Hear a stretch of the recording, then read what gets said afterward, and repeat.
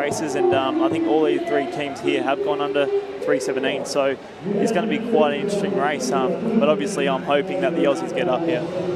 Australia on the inside, then it's France, then it's Korea. Australia are getting back into position. It's Nicholson, Arkley, Cameron and Coleman for them. France have got Cassely, Lemonnier, Fairbank and Brignon.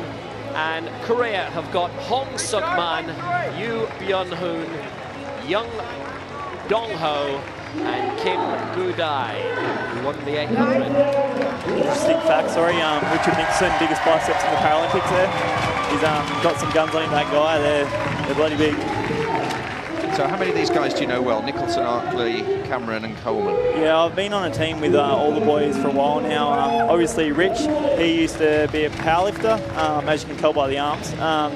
Nath has been around for a while too, and he's a great athlete. Matty Cameron, I think he started in Beijing, the same as me, and Rich Coleman, obviously a gold medalist from London, and I think he's got a few medals here.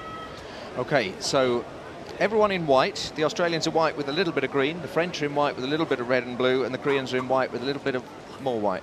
So we're going for the green. So it's going to be tricky doing it into the sun. So it's Nicholson for Australia, Cassely for France, Hong for Korea. 4x100. 4 fastest times go through. So all three of these could go through if they make it a quick semi.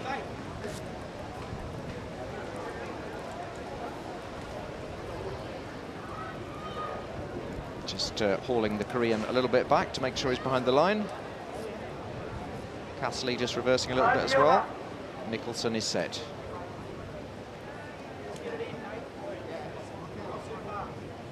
cruise, mate. Let's get it through. There's 4 wheels, so he's not coming.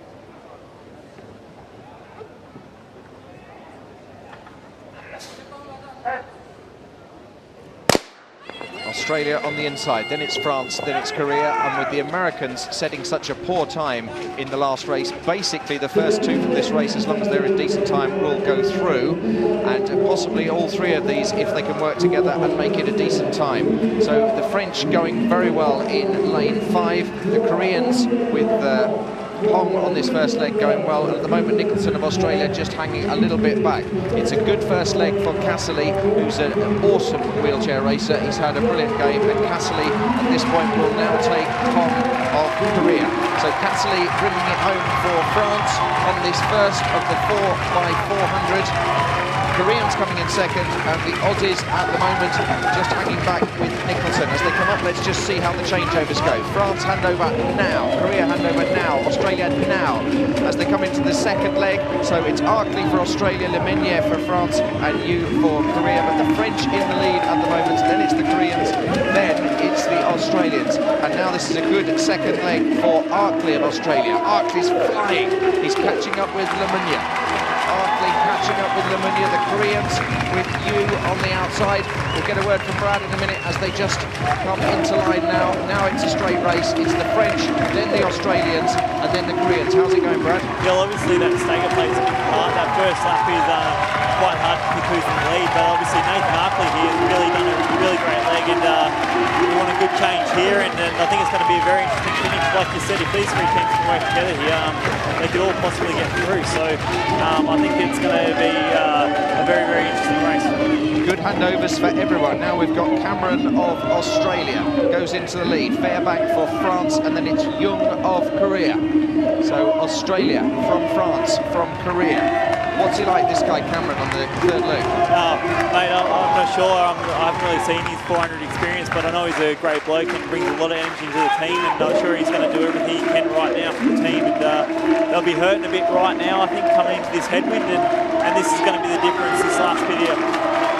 It's Cameron for Australia, leading home Fairbank of France. And a bit behind, it's Korea with Young. It's this all-important third change. Cameron hands over to Coleman, who's the strongest member of this Australian team. Fairbank hands over to Brignon, and Young hands over to Kim, who's the strongest of the Koreans. They've all got their strongest man on this last lap. The Korean changeover was shocking. But Richard Coleman leading Australia down the back straight. He's got Brignon of France behind him, but he's way behind him, and Richard Coleman absolutely storming down this back straight. Richard Coleman for Australia, and it's Brignon of France, and look at Kim absolutely flying for Korea. He's got this man in his sights. The Korean is absolutely bombing past the Frenchman. He's going at twice the speed of him. It's Kim's an extraordinary athlete, but he's stormed up to get Korea back into this. But Australia with a brilliant race from all four of their competitors. Richard Coleman brings it home. Australia 3:16.40, and what a last leg from Kim. And Brignon of France comes in, and I don't think he'll be quick enough. So it looks to me as though Australia and Korea are qualified.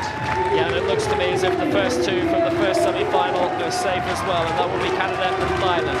Unofficial, of course, because we're only calculating it ahead, but Australia won 3:16.42, Korea 3:20.18, and they have qualified along with Australia.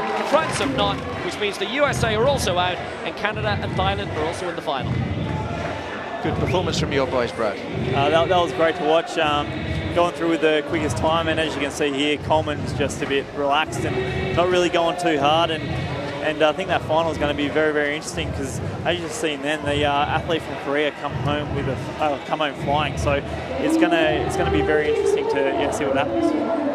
What do you do in the semi-final if you're in the lead and you know the final's going? There's someone else. Would you try and win the race always? Because like we see, McFadden always wins the race, even though she doesn't need to, whereas other people save their energy for the final. What's your approach? Well, as you guys would have seen, in my 400, I actually won the heat and I went through with the fastest time, and for me it was more about lane draw. I ran the first 200 hard, but then I relaxed after that.